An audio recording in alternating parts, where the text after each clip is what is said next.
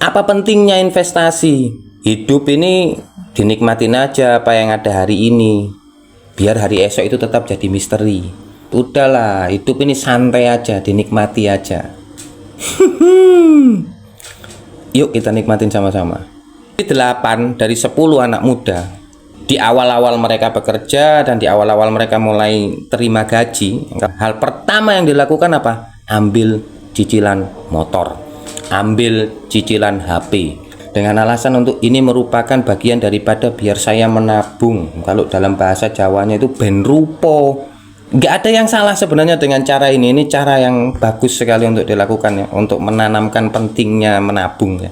Cuman yang salah adalah ketika kamu nggak tahu di mana memprioritaskan bentuk investasi kamu ya. Kalian yang sekarang sedang menikmati bekerja menjadi barista atau pengen belajar tentang kopi ya. Momen kalian memutuskan untuk itu, kalian tuh melupakan satu hal. Kalau ada hal yang perlu kalian prioritaskan, itu bukan ganti motor atau ngambil cicilan atau ngambil kreditan motor, enggak, karena ini tuh bisa ditunda dulu gitu. Yang kalau memang aku memang benar-benar dalam keadaan tidak punya motor mas, oke, berarti itu harus kalian prioritaskan. Tapi kalau kamu ini dulunya orang yang udah punya motor, tapi karena keterima kerja di satu tempat, maka hal pertama yang ada di pikiranmu adalah pengen ganti motor dulu. Untuk apa? Karena biar divalidasi banyak teman-teman. Kalau aku seorang barista, jadi harus pakai Vespa, ya kan?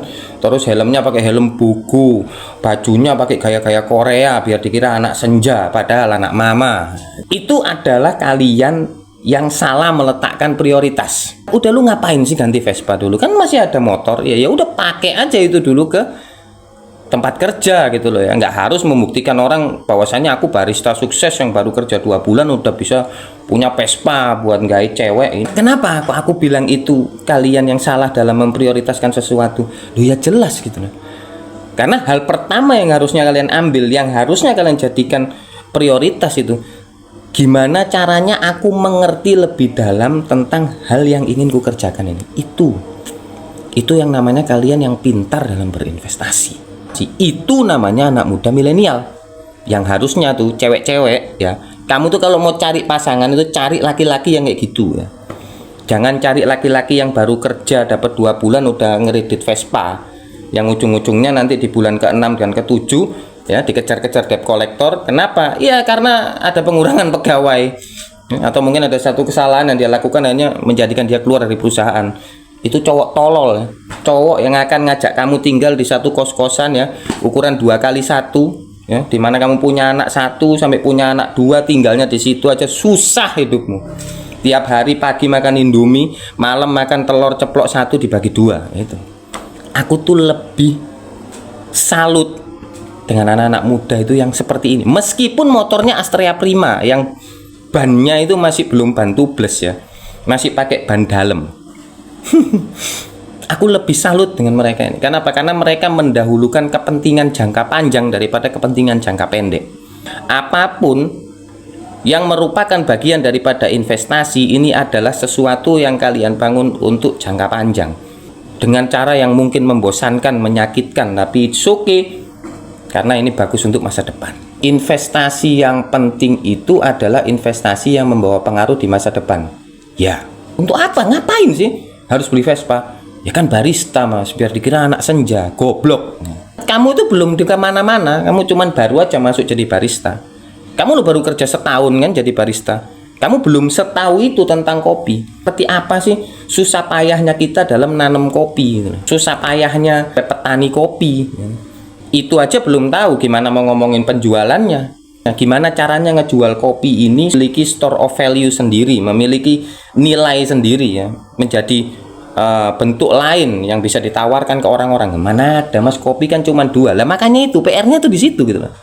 Kalau kamu ingin membentuk sebuah store of value di mana nantinya kamu bisa ngevalidasi dirimu di tengah teman-temanmu, dimulainya dari mana? Isi kepalamu, benahi caramu melihat skala prioritas. Gak penting beli Vespa itu, mending aku mulai investasi. Yang kalau untuk kalian yang mau mempelajari tentang kripto lebih dalam, mungkin ada satu buku yang dimana di buku itu dengan ringkas ya mencakup semua pengetahuan dasar terkait kripto. Kenapa aku sarankan kalian untuk beli buku itu? Agar kalian tidak dibodohi oleh para influencer ya.